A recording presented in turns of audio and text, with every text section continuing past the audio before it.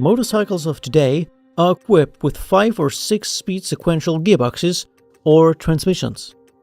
These gearboxes have shift forks with guides or pins. The shift forks are to be installed on the gear shift drum. There are 3 grooves cut into the drum for the cam follower pins of the shift fork. Furthermore, we need gears to change gear ratio. In this animation, a standard 5-speed sequential gearbox will be explained in detail.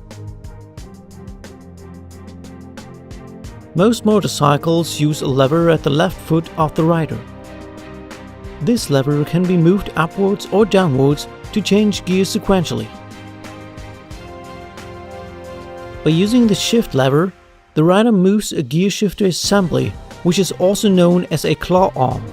That way, the drum can rotate thanks to its small pins at the side. But it can only rotate by 60 degrees due to the stopper of the claw arm.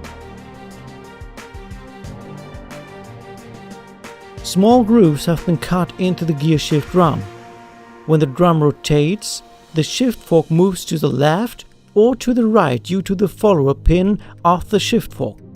That way, gears can be shifted.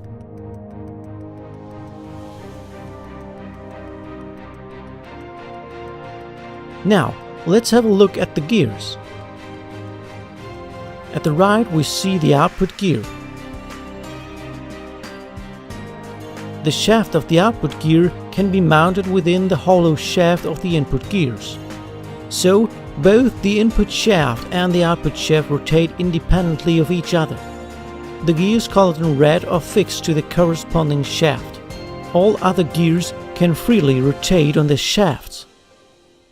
So we can see that, besides the output gear, each fixed gear is meshed with a free gear.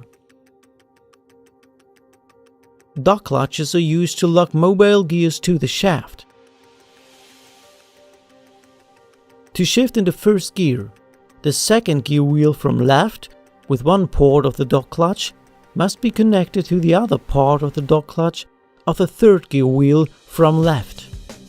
Now, the second gear wheel from left is fixed to the shaft because the third gear wheel from left is a fixed gear.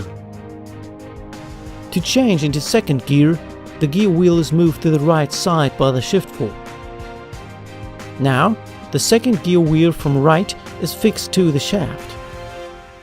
We can see that the gear wheels in the center are not being fully engaged. This, however, is not important because they do not transmit power in first and second gear. With this kind of gearbox, the rider can upshift gears without pulling the clutch. All the rider has to do is pulling the shift lever and stop accelerating. Then, the claws of the dog clutch will be pushed into engagement without any problems.